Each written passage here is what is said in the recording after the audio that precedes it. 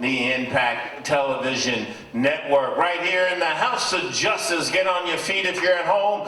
Put your hands together for the president and founder of the National Action Network, the Reverend Dr. Al Sharpton.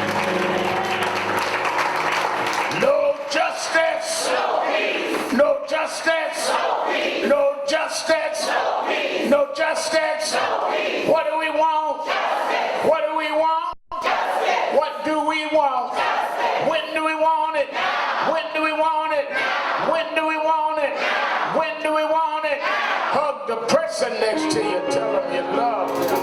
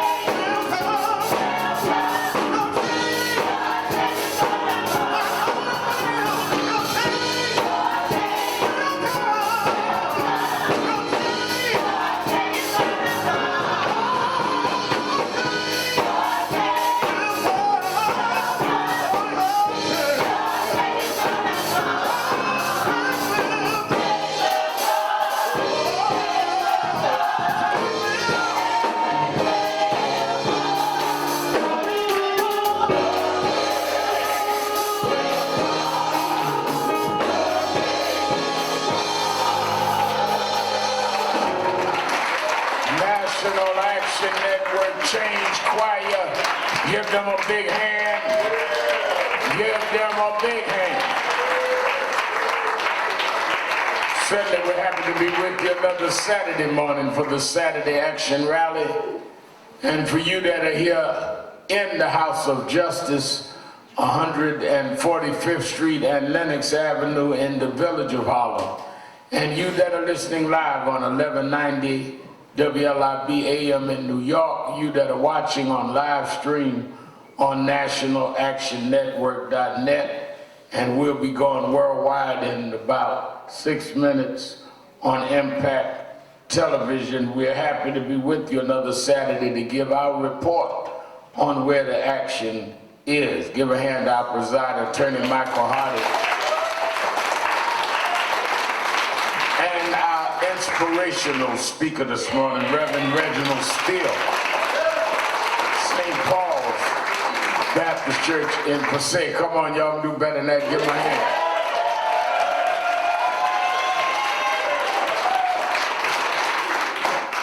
Let me say by way of announcements that we are certainly joining the family of Gwen Carr. As yesterday we funeralized and buried her husband, stepfather of Eric Garner, and at Christian Cultural Center in Brooklyn. I did the eulogy, and there was a big turnout. And we certainly, many of us that attend the rallies, know Ben had been here from the beginning for 5 years, struggling and standing with Gwen and the family around justice for Eric Garner.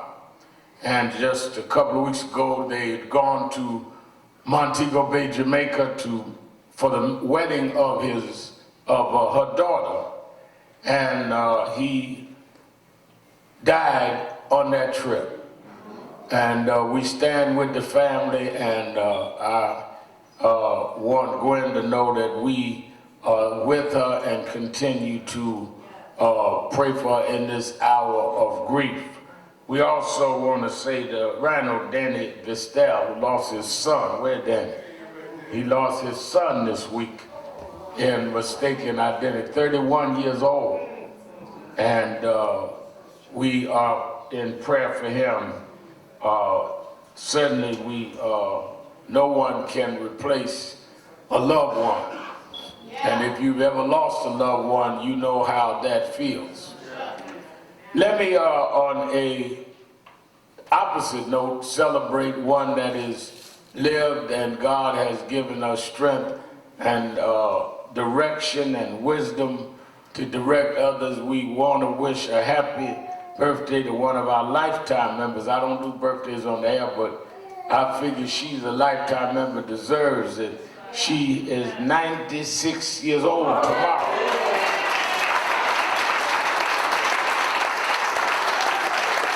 She'll be 96 tomorrow. She had the rallies every week. That's sister, ultimate sister, Margaret Lamb. Y'all give Sister Lamb a big hand. There she is.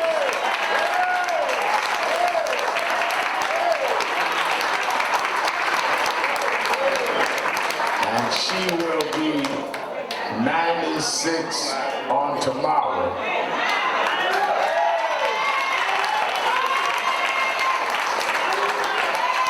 And you listen on radio, can't see her throwing her arms and all that. And she is here just about every Saturday and been here since the beginning. And she's a true activist. She was with Malcolm. That's right. And she's been in the movement since the days of Malcolm in Harlem, all the way with us. She's the one. Margaret Lamb one come to me and said, "Now I know y'all come out Dr. King, but I want you to put Malcolm's picture up in the House of Justice. That picture's up there for the Margaret Lamb." I told her we're all together. And today is Marcus Garvey's birthday. All right, I wanted to wish her happy birthday. Also, I want to say by way of announcements that National Action Network New York chapters all up in Harlem Week this week, and on today there'll be 135th and Adam Clayton Powell Boulevard from 11 to 4. Come by the National Action Network table, and tomorrow from 10 to 4, 135th and Lenox, between Lenox and 5th, and we're gonna bring the NAN Tech bus out. We have a new NAN Tech bus. Reverend Stephanie Bartley, and we're gonna bring it over. We have now 2 tech buses where, you know, when I was growing up, they used to have libraries on wheels, where you would come to the library, to the bus rather, go up on the bus and you could take books out. Well, we have NAN Tech where you can take the kids or the seniors up on the bus, and they learn how to do iPads, and they learn how to do all kinds of technical stuff, just like you used to do the bookmobile. A lot of folk think that all we do is protest, and we do that too.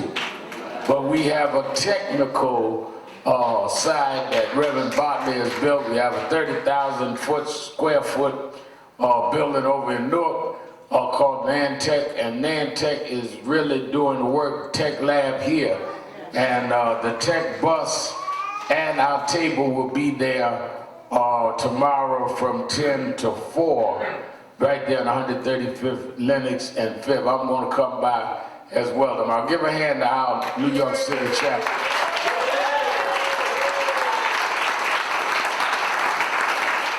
I was meeting with the president of Panasonic, and he told me as we were starting NAN Tech, because Panasonic is one of the companies that work in providing some of what is needed for the technical work we do in the Nantucket building in Newark.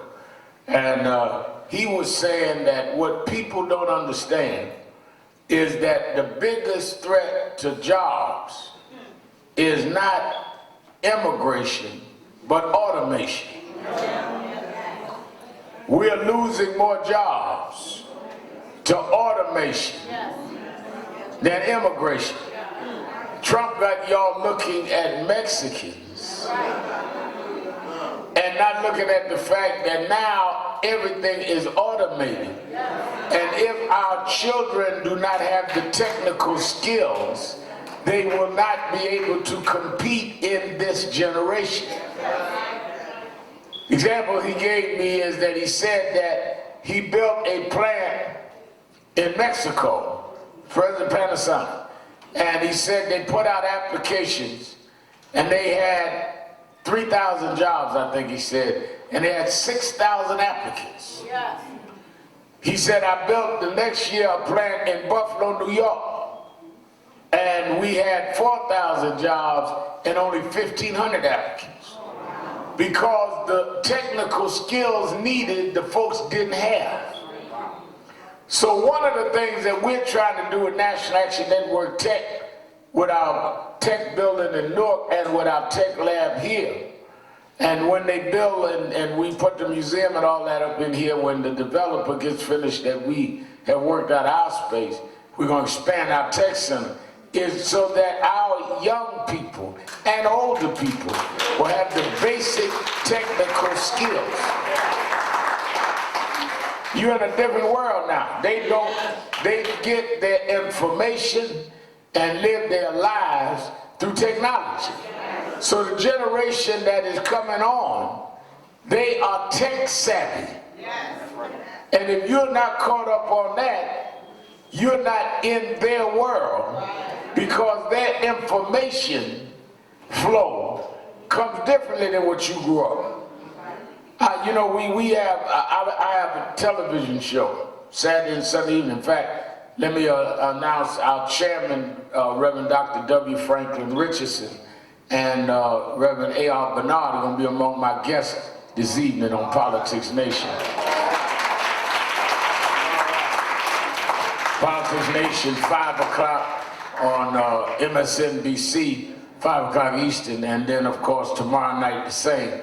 And one of the things that we were talking about is that when you look at our young people today, they don't get their news watching television. The average cable TV viewer, that's CNN, MSNBC, and Fox, are over 60 years old. The average young person get their news just watching sites that they choose. It's all in their hand. Now, you can say that's right or wrong, but if you don't know that, you can't deal with that. You got young, I remember when just a few years ago, biggest thing in the world was buy your child a plasma television set. Now it don't even make sense because they ain't gonna turn it on. It's all right here. And if they program themselves in the foolishness, then they are only gonna know foolish stuff. I told y'all a couple weeks ago, ain't nothing worse than a dumb Negro with a smartphone.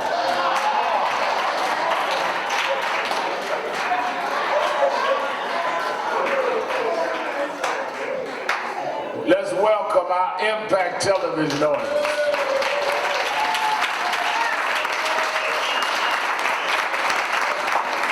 I'm gonna say that again, nothing worse than a dumb Negro with a smartphone. Cause if you ain't got good sense, you don't know what site to go to on your smartphone. So you talking about, do you got a number 5, a number 6? Don't matter what number, if you are just going to the wrong sites to get your information. It's just like older folks watch cable TV. If all you watch is Fox, then you think Trump is doing great. Because they program you to think a certain way. I get folk call my radio show, and I can tell when they are programmed. Because all you got to do is sit back and ask them one or two questions they can't answer. Because they're going by talking points that are programmed. Well, black unemployment is lower than it ever was. No, black unemployment is still twice that of whites. Low unemployment numbers, yes. That started under Obama. Obama handed him that. But white unemployment, general unemployment, is still at 3%. Black is at 6%. So what is the program by Trump to close the race gap in employment? Oh, because they got a talking point programmed. And unless you are equipped to deal with that, that's why we have National Action Network or NANTech World, because you need to learn, not just the young folks going out lab here or our technical center in Newark or the tech buses that Reverend Bartley got. The older folk need, you can't talk to your grandchild if you don't know how to deal in technology. When I was growing up, punishment was go to your room. Now the worst thing you can do is send them to their room. You get upset now and say go to your room, they'll say thank you very much.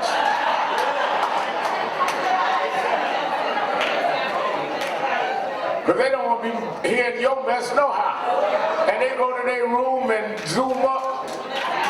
And you say beat me up, Scotty, they in there beaming up, that's the worst thing. They don't even turn on the television. But show you how outdated you are, you think you punishing them. Go to your room and I bet not hear that television. You ain't gonna hear nothing.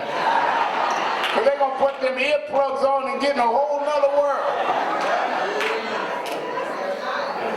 So we need to deal with tech, being tech savvy. How did the Russians try to affect the election? By hacking. Technology.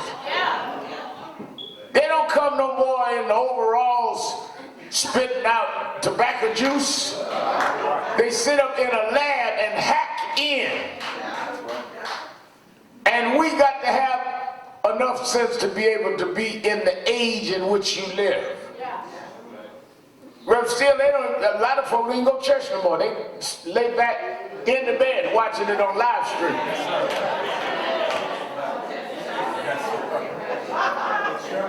A lot of folks watch this rally on live stream. I get the numbers every week of live stream and impact. Because it's easy for folk to roll over, hit their smartphone, watch what they want to roll back over. I go everywhere I go. I saw you Saturday. Oh, you talking about Politics Nation? No. I'm talking about the rally. How? Live stream. That is where technology has brought us. And the reason a lot of our activists and our civil rights groups are not effective, and our churches are not effective, is that you've got to stay up with the time in which you serve.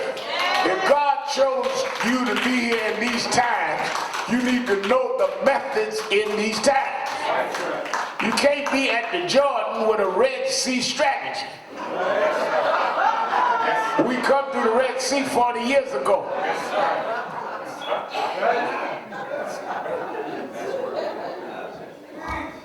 I spoke this week at the Young Leaders Conference. Brother Mark Moore Jr. doing an excellent job. Started with 50 people, now they had 5,000. And I did the opening dinner. Reverend Minister Marshall went with me and made the connection. And they had their ministers, faith leaders from around the country, young folk, and those that know social media. Because they understand that a lot of church now is on social media. And what has jammed a lot of folks, I want y'all to watch this because I tried to warn these folks, is that they went through an era of mega churches And now with technology and people laying home, you got these huge buildings and nobody coming out. Not that they're not following it, they're dealing in technology. And half of them ain't sending in nothing. So you can't pay the bills of a mega church if you don't have folk to give. That's why a lot of young folk want to change the order of service, but don't want to change the order of giving. I go to churches, folks say, Reverend Al, I want you to do my 8 o'clock service. That's my old folk. And then my 11 o'clock service, my younger crowd. I said, well, why 8 o'clock? Ain't but a few hundred people. Big one is at 11. Let me do my radio show. They said, no. But the folk that give the most is at 8 o'clock. Because older people will give money. Young folk want to get their shout on and then go golfing or something. That's just a reality.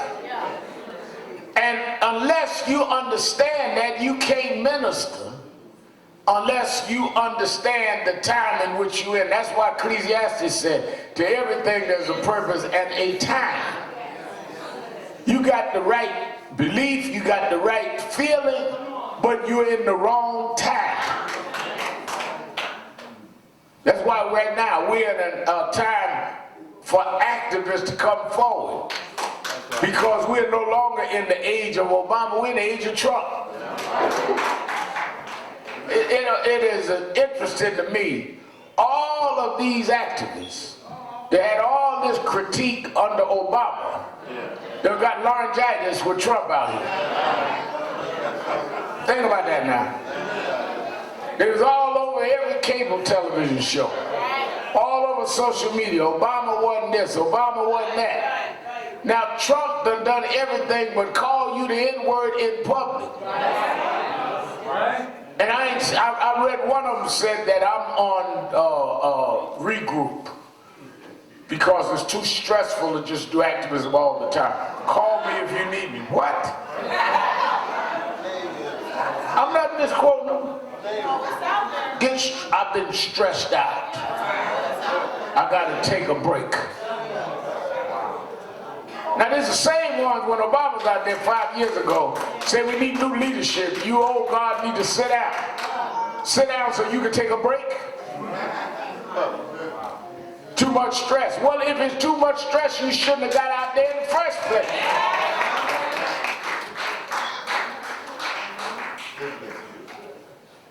People ask me, Reverend Al, you don't go on vacation. No, I rest in between my next assignment. Well, I got to have a certain, well good, you do what work for you, I do what work for me. But don't tell folk to sit down that been doing this all their life, every day, every week without stop. And you gonna put us on the calendar. You gonna be active for this amount of time and then you gonna lay back. This is not a career, it's a calling.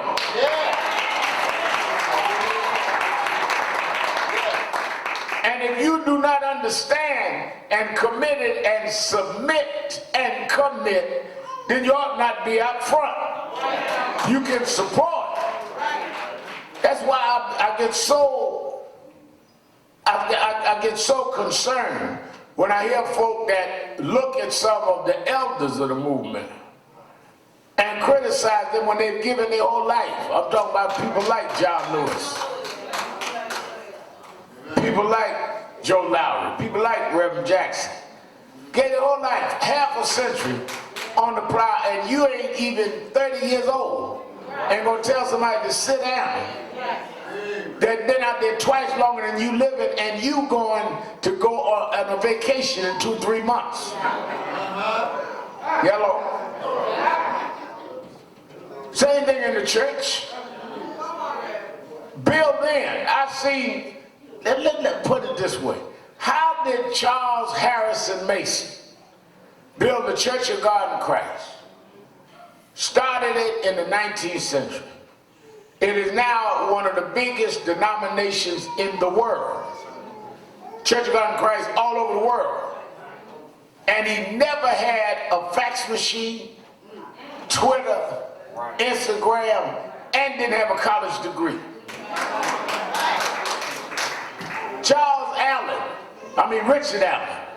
Richard Allen, one generation out of slavery, and built the AME church, and got AME churches all over the world. Didn't have none of what you got now. And you got a degree in everything and can't keep a storefront open.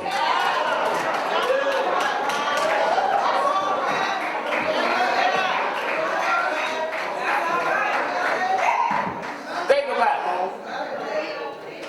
They built denominations that's still here. AME Zion, Church of God in Christ. You got one storefront, can't keep that open, and get a different title every year. I'm Reverend so-and-so, now I'm Elder so-and-so, now I'm Bishop so-and-so, no, I'm Archbishop so-and-so. But you got the same 20 folk in there. I went to one guy I knew for years, I went to this church to speak, he had more armor bearers than he had members. Had 7 folk walking into the pulpit, what but 9 folk in the audience? Who they protecting you from?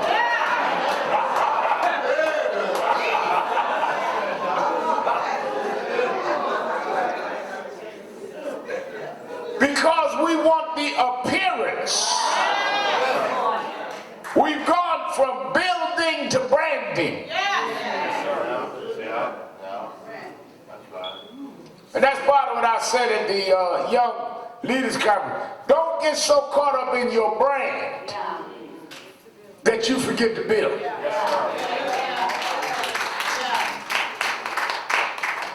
Because people need things that are going to build and that's going to be steady and dependable. Folk get mad. Why everybody go to NASDAQ Network? Why they go to Red Mile? One, because we got somewhere for them to come.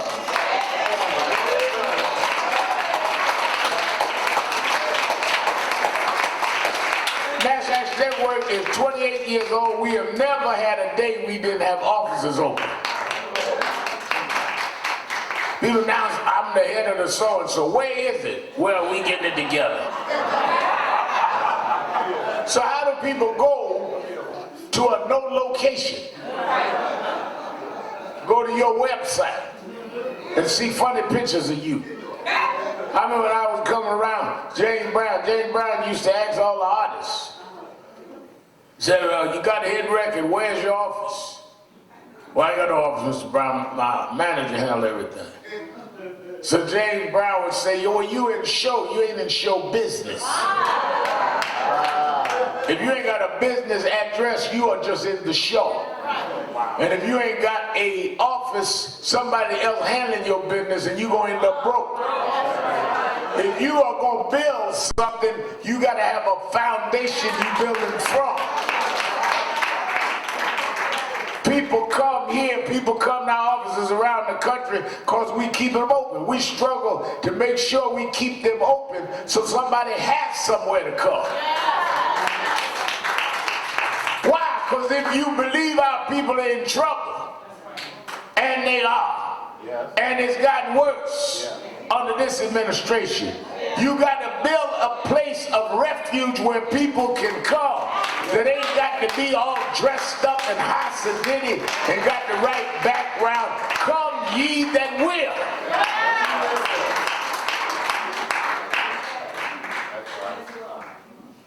That's how movements are built.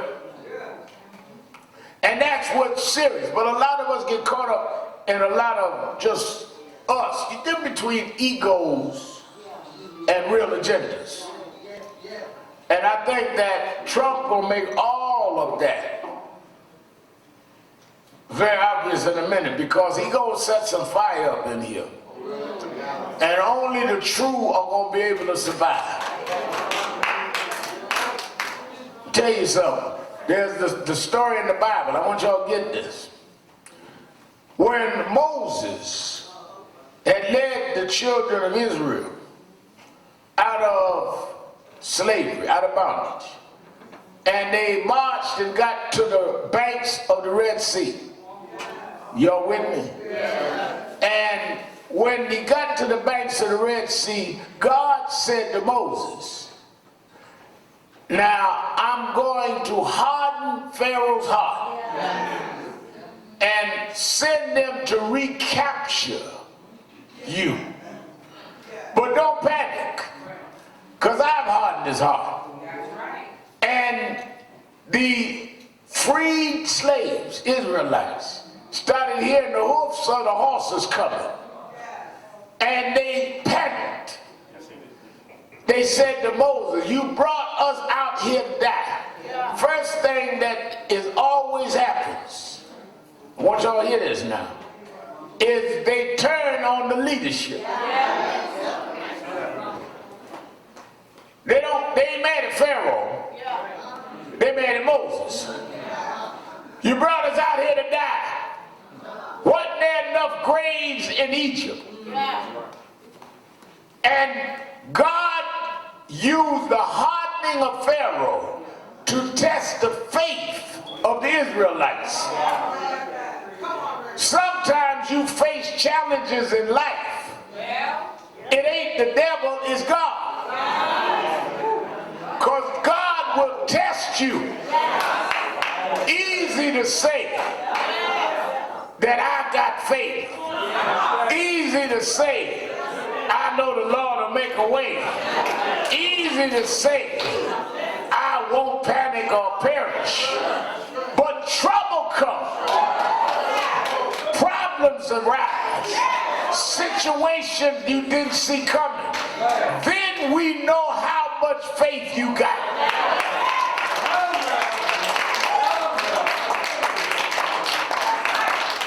You don't know how much faith you have until you test it. Moses stood there by the Red Sea, and the crowd he liberated turned on. Some of us been through that. Folks you help are the first ones to turn on you. First one to believe any lie on you. Believe any rumor on you. Folk you help are the ones that hurt you. But that's where you test it. And Moses just stood there and took it. Because God told him, I'm hardening their heart, Pharaoh's heart. And then God opened up the Red Sea. You looking for the opening in your life without passing the test. You can't get to the Red Sea opening until you pass the test on the banks of the Red Sea.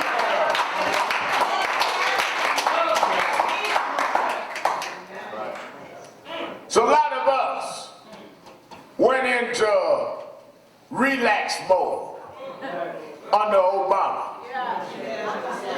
We got a black president now. Oh, look at Michelle, what she got on today. Ain't them girls growing up? Just relax. Trayvon Martin happened, I'm out there marching. That's yesterday. Okay, then we get Eric Garner and Michael Brown. Within 3 weeks each other. Then Castillo. Then Tamir Rice. Oh, why y'all raising sand? You in relax mode. So God allowed America's heart to get hard. Now you got Trump that'll tell you straight out, I ain't doing nothing for you, nothing with you. Call your names. You imagine a head of state telling another head of state that don't let elected officials of his state in the country.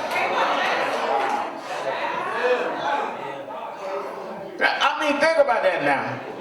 The president of the United States gonna tell the head of Israel, you ought not let folk that my folk elected in your country, and they banned them. Banks of the Red Sea. harden their heart. But what Pharaoh didn't know, and Trump don't know, is just because God hardened your heart, it doesn't make you stronger than those of us that got faith. Because those of us that got faith will be able to overcome hardened hearts.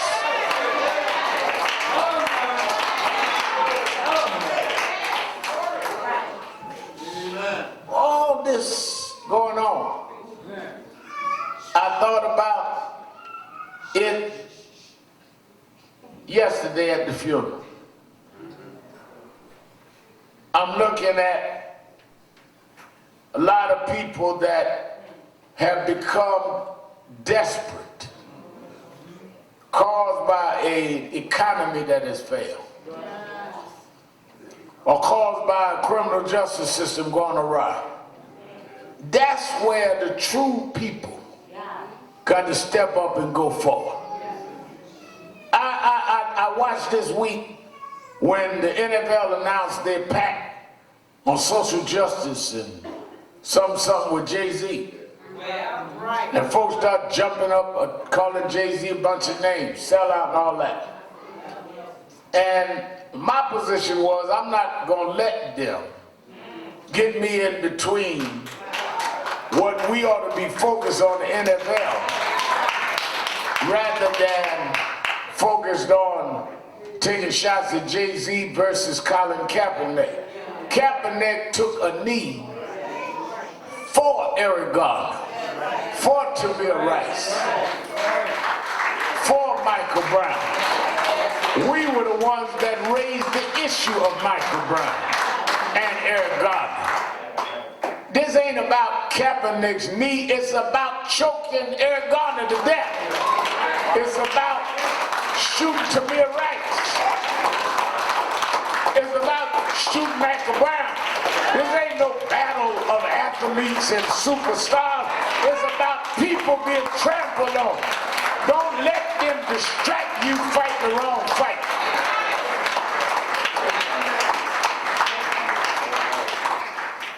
I got in Atlanta. Steve Marshall tell you. TMZ waiting at the speaking thing. Red Mail, what you think about Jay-Z? They call him a sellout and all that. I said the issue is Jay-Z's done documentaries and done things around Browder and other things that are good. I'm not attacking Jay-Z, or I'm not going to participate in nothing until Kaepernick has a job. But the issue is Eric Garner. That's right. The issue is Tamir Rice. Keep your eye on the prize. He said, well, you going to come out and support Cullen or Jay-Z? I said, well, just tell Jay-Z, right now taking selfies. Who going to help me?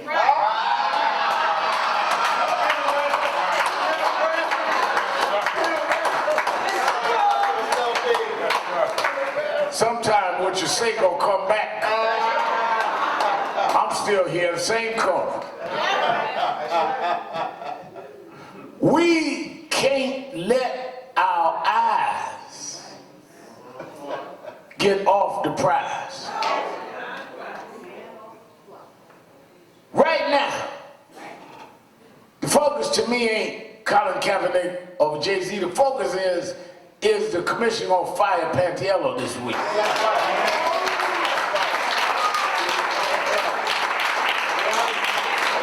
Because if you are not careful, Pantiello will slip through the crack while you having a black fight.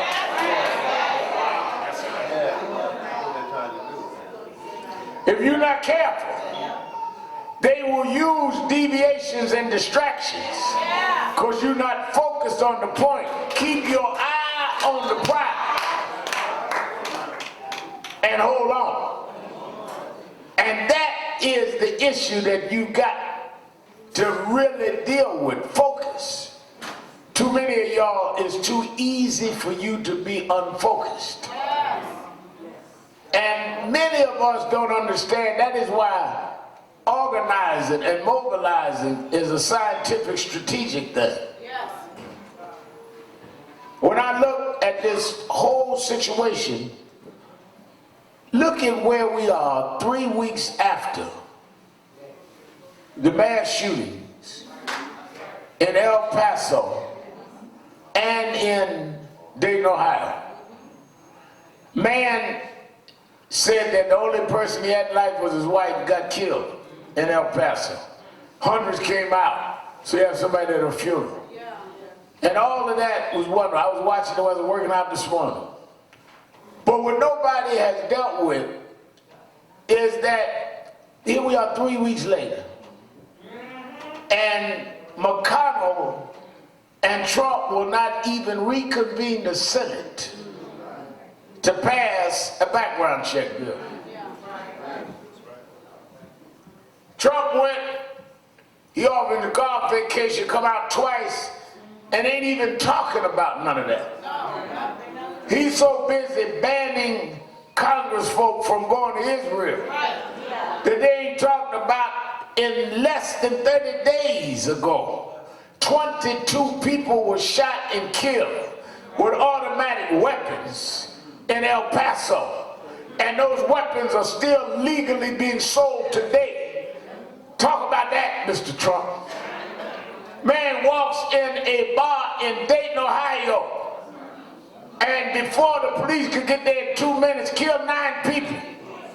Talk about that. You busy banning people from Israel. Why don't you ban these rifles and ban these automatic weapons and ban these semi-automatic weapons? Since you're in the banning business.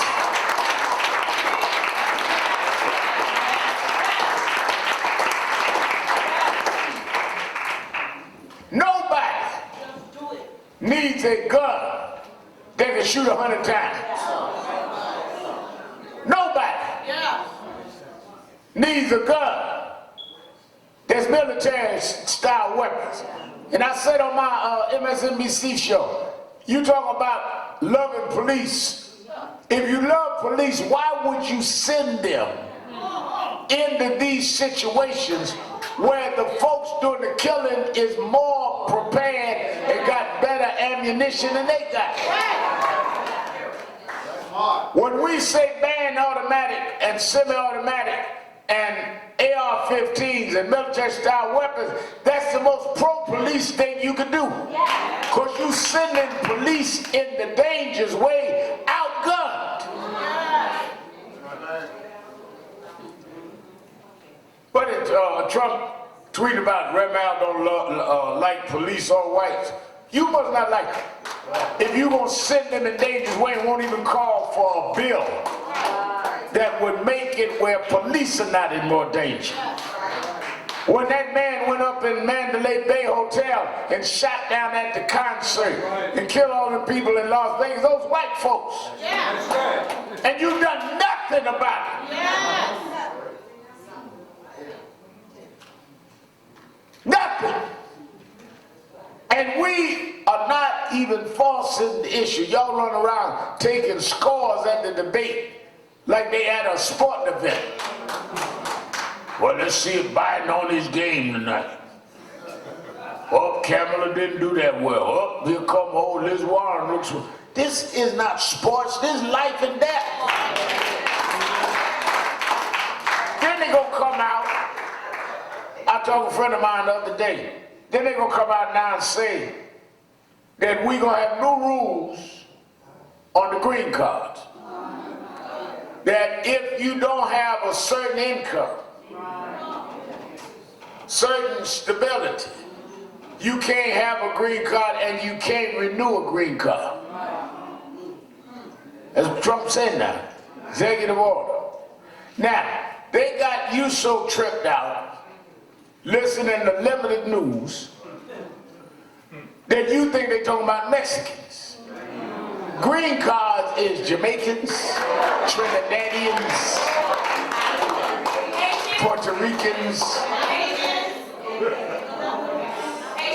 Haitians, all that. That if you don't have a certain money, this ain't senor, this is you. Today's Marcus Garvey's birthday. He was from Jamaica. How you gonna talk about you against immigration, but you're a Garveyite?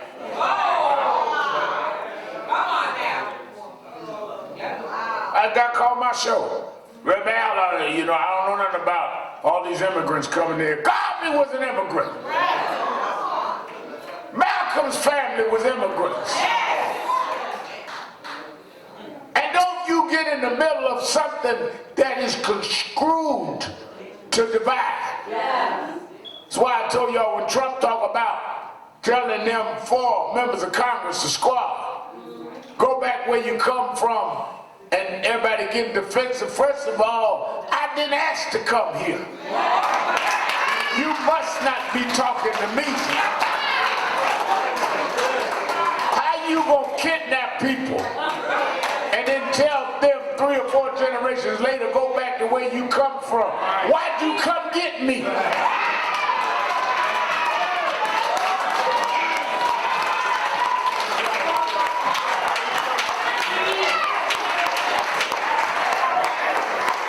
So let me get this right. You kidnap us. You work us 400 years. 300 with no wages. We make you the richest country in the world. We fight your walls, even though we couldn't stay in your hotels. And after we made you mighty and infallible, you gonna tell us to go back where you come from?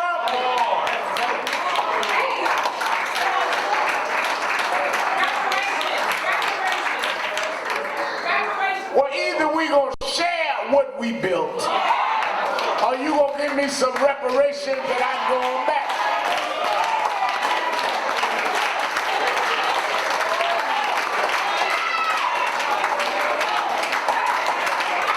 Tell me what you want to do.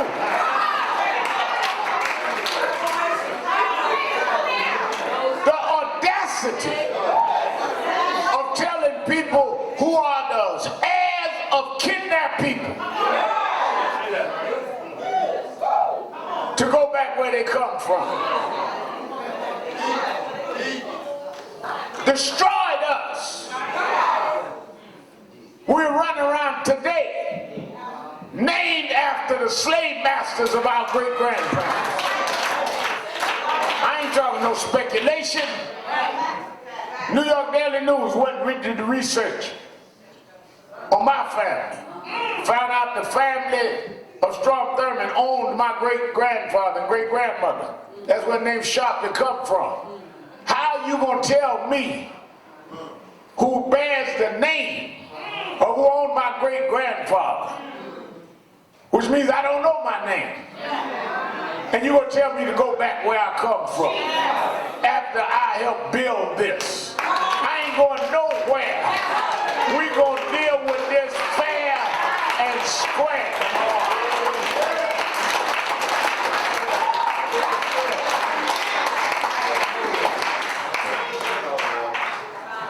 And that's how we gotta understand. We ain't asking for no favor.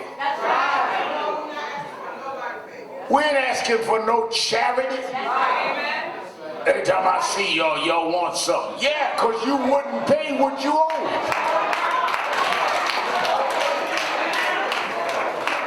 You work all week and your boss pay you. He ain't doing you no favor.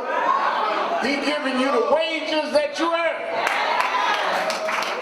If we pay taxes in this country, and our taxes paid for the police, I ain't asking no favor for the police not to choke me to death. I pay you to protect and serve, not to kill me.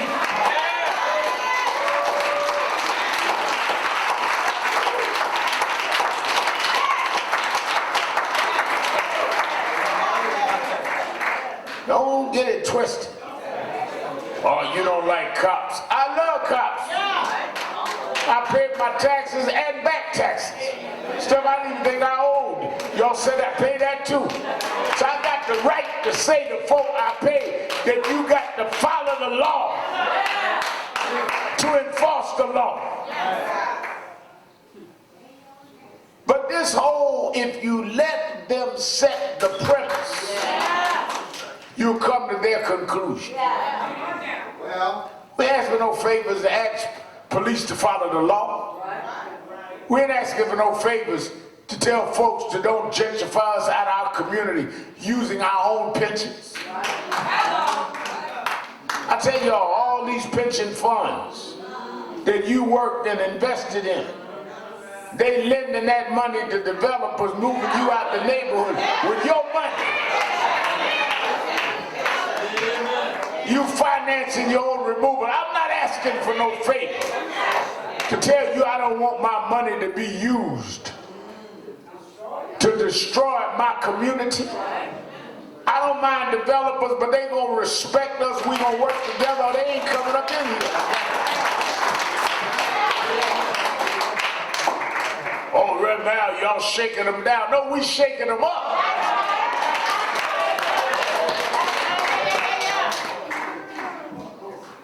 But that's why the most effective activists has been those that are people of faith.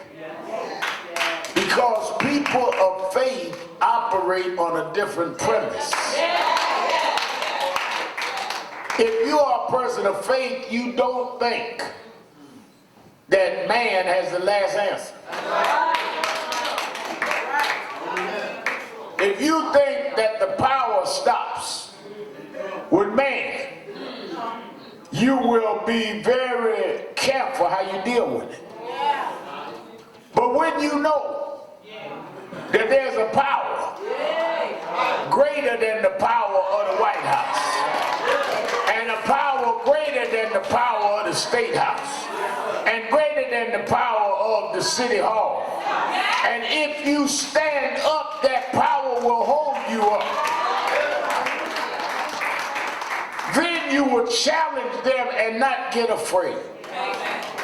That's why I study our movements. They were always, whether it was Reverend Martin Luther King, Reverend Fred Shuttlesworth, Reverend Ralph Avenue, Minister Malcolm X, you are not going to stand up to the system unless you believe above the system. That's why in the Bible, every story told were people that had to raise themselves above the carnal minds of that day and believe in God. That's why Esther said,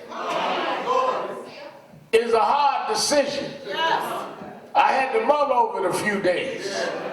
But if I perish, let me perish. Everybody in the Bible, y'all need to read it and quit quoting it. Y'all quote the Bible, but don't read it and study it. Some of my Muslim friends quote the Quran, read it. Everybody in the scriptures were people that had to make a decision that they were not going to bow to man, but they were going to rise and do what God had them do. And if you stand up, God will hold you up. Well, I don't know. God ain't done nothing for me. Because you hiding up under the bed. God ain't going to drag your behind from under the bed. Stand up.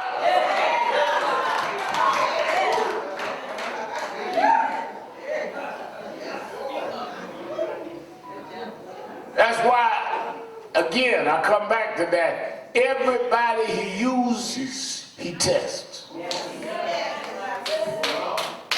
And your test in life, somebody need to hear this today because you're going through something.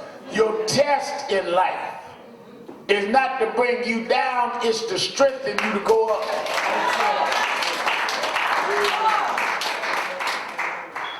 God tests you to elevate you. You can't go to school and go from one grade to the next without a test. Higher the grade, the harder the test. And a lot of y'all want to have a college degree on an elementary school test. Tests are not what you decide. If you could write your own test, it wouldn't be a challenge to you. It's when it's hard for you. When you don't know if you can take this, that's when you test it. And that's why The Bible is full of those stories. Look how he tested Job. Took everything he had. Family turned against him. Wife said, look at you. We used to be the biggest people in town. They're laughing at us. They're mocking us. Why don't you just curse God and die? It's in the book. This wasn't his enemy, his wife said. Why don't you curse God and die? Worse than that, he got boils from the crown of his head to the bottom of his feet. But Job passed the test. That's why he's in the Bible. Folk that flunked the test didn't make the Bible. You got to pass some tests to get in the Bible. Job said, yeah, I'm full of balls. Yes, my social grandeur is gone. My status is gone. My stats is gone. But though you slay me, yet will I trust you. I'm going to wait. I don't know how long it's going to take. I'm going to wait. I don't know if it's coming this month or next month, but I'm going to wait for my change to come. Because the Lord giveth and the Lord taketh away. Blessed be the name of the Lord.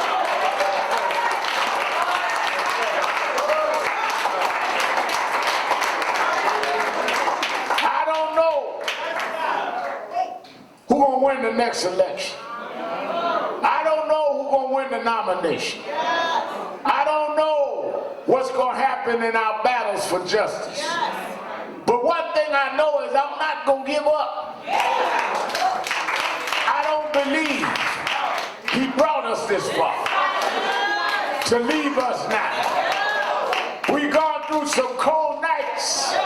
We've gone through some dark nights. We've gone through some beat downs. But I don't believe God brought us this far to leave us now. I believe if we hold on and we keep on fighting, I believe if we don't give up and we don't give out, that God will make a way somehow. If we stand up, he'll hold us up. I believe that there is a God that still sits high and he looks down low.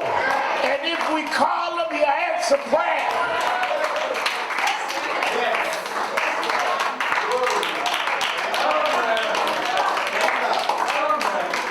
I know a lot of folk that was out there fighting when Obama was there. You scared to fight now because you know that Trump ain't gonna let you do what Obama did. All that hollering and screaming and blocking highways and all. You know that Trump is waiting to show how tough he is. But Karen White, some of us been on the firing line, and we gonna hold on anyhow, because I've been through this before. This ain't my first rodeo. I done seen folk worse than Trump. And I read somewhere, and I followed it all my activist career, those that wait on the Lord, he'll renew your strength. I'm a little older than I was when I got started, but it don't matter your age, he'll renew your strength. When you can mount up, you can run and not get weary.